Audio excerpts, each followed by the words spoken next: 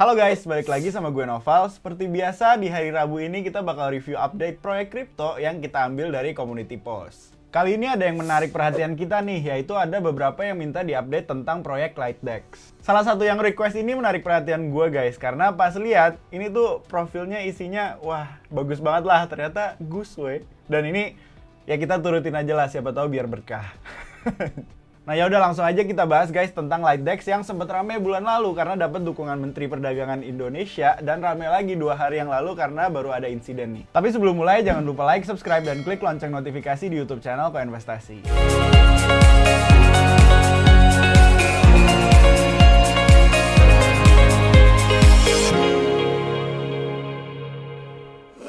Buat yang belum tahu, Lightdex adalah sebuah decentralized exchange atau DEX yang berdiri dengan sistem multi-chain, jadi dia berdiri di beberapa blockchain, alias bisa memproses transaksi di beberapa blockchain. Beberapa blockchainnya saat ini adalah Binance Smart Chain, Ethereum Network, Huobi Echo Chain, Polygon Matic Network, Tron Network, Polkadot Network, dan juga Solana Network. Lightdex ini mengaku sebagai proyek DEX pertama di Indonesia, dan Lightdex juga mengaku sebagai platform DeFi terbesar pertama yang murni buatan rakyat Indonesia. Nah dia tuh udah berdiri sejak 2020 dan dikepalai oleh Andrew Suhalim, salah satu individu yang cukup berpengalaman di dunia fintech karena udah memimpin beberapa perusahaan. Lightdex ini juga diperkuat dengan adanya dukungan dari Wakil Menteri Perdagangan Indonesia yaitu Bapak Jerry Sambuaga. Lightdex ini memiliki kegunaan yang cukup lengkap untuk aplikasi DeFi karena dia punya sistem swap untuk transaksi, staking, farming, dan juga liquidity pool layaknya aplikasi DeFi dan punya fitur tambahan yaitu fitur cross-chain bridge. Saat ini, Lightdex baru bergerak pada mainnet atau jaringan utama Binance Smart Chain dan Ethereum untuk mayoritas fiturnya. Jadi untuk blockchain-blockchain lain yang tadi gue sebutin itu masih dalam fase testnet atau fase jaringan uji coba.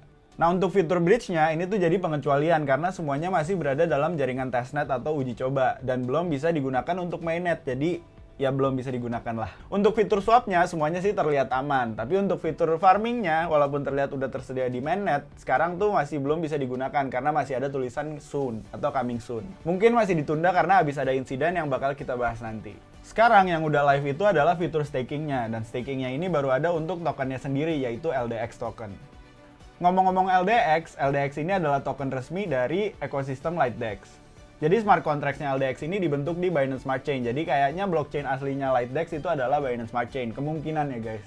Kalau dari white paper-nya, LDX ini adalah governance token. Jadi holdernya bakal dapat beberapa manfaat terutama untuk ikut dalam pemungutan suara kalau misalnya ada pembaruan di proyeknya. Kegunaan lain dari LDX juga untuk staking agar kalian dapat imbalan dengan mengunci token tersebut. Persentase reward atau imbalannya tuh juga lumayan bervariasi tergantung jangka waktu pengunciannya. Contohnya misal kalian ngunci 30 hari, nanti kalian bakal dapat return sebesar 6%. Terus contoh lain misal kalian nguncinya selama 2 tahun, nanti kalian bakal dapat return sekitar 275%. Nah kalian bisa langsung aja lihat pilihannya di app-nya langsung di webnya. Selain itu, kegunaan lain juga of course buat trading, dimana dia udah terdaftar di salah satu exchange terbesar di dunia. Kalau dilihat-lihat dari proyeknya sih lumayan oke lah ya karena ini salah satu proyek lokal yang relatif jelas dibandingin banyaknya proyek lokal yang bermunculan. Tapi coba guys, sebelum kalian FOMO untuk beli, kita lihat dulu nih kabarnya gimana sih sekarang. Sejauh ini Lightdex masih berjalan sesuai rencana atau roadmap-nya. Tapi dia baru aja rame sejak Maret 2022 di mana dia dapat support atau dukungan dari Wakil Menteri Perdagangan yaitu Pak Jerry Sambuaga.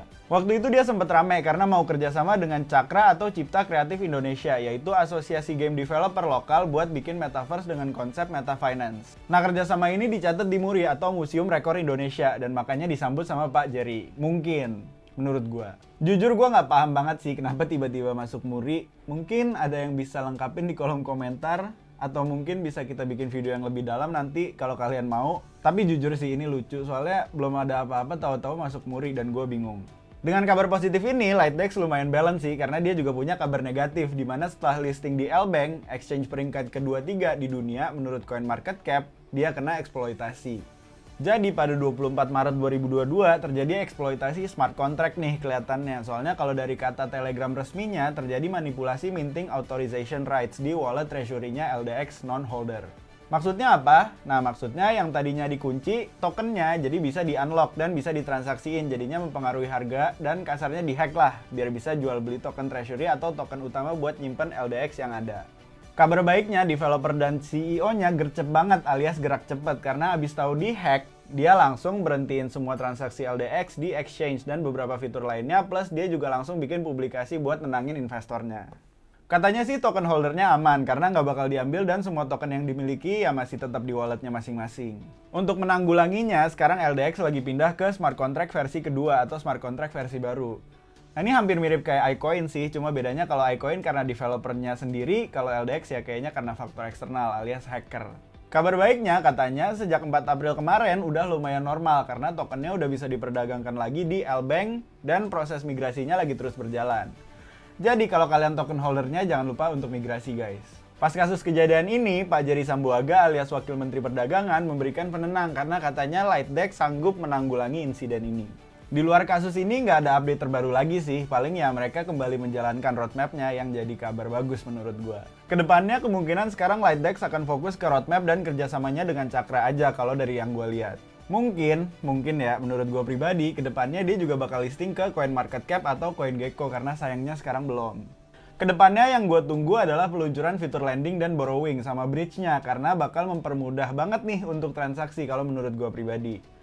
Intinya jadi kalau mau pindah-pindah blockchain, transaksinya nggak ribet. Gue pribadi juga lagi nungguin audit buat smart contracts dari fitur-fitur yang akan datang karena yang udah diaudit itu masih fitur swap, farming, staking, dan juga token LDX-nya itu sendiri. Dan kabar baiknya auditnya juga oleh Certic. Terus yang gue tungguin juga adalah marketplace dan smart contract khusus NFT-nya karena kalau berhasil berarti ini salah satu aplikasi kripto terlengkap dari Indonesia. Jujur agak ambisius sih, jadi kita tunggu aja lah. Terakhir yang gue tunggu juga katanya mereka mau mendaftarkan diri di Bapepti dan juga Kominfo. Jadi harusnya bisa legal dan ngelihat udah disupport sama Pak Jerry, harusnya sih semua prosesnya gampang. Sekarang kita ngomongin tokennya yaitu LDX. LDX sendiri punya supply sebanyak 500 juta, jadi kabar baiknya jumlahnya terbatas.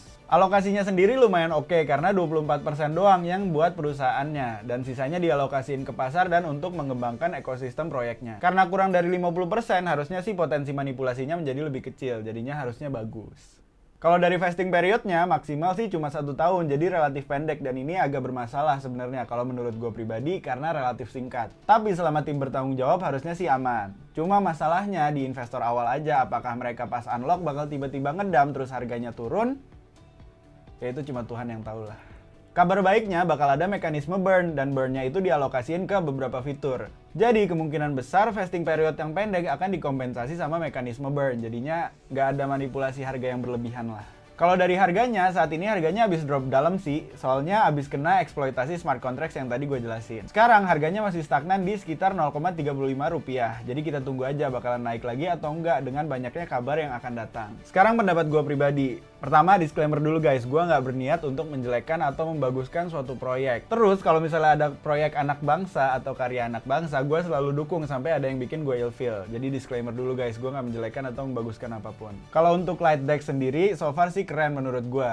Yang bikin gue tertarik adalah cross-chain bridge-nya sama multi-chain feature-nya. Terus juga tempat stakingnya menarik karena reward-nya cukup gede. Cara mereka menanggulangi eksploitasi juga lumayan oke dan gercep, jadi masih oke lah sampai nanti kalau ada manipulasi atau hack lagi baru gue akan ilfeel dan menjauh dari proyeknya. Karena kalau kejadian lagi berarti developernya nggak belajar dari pentingnya keamanan.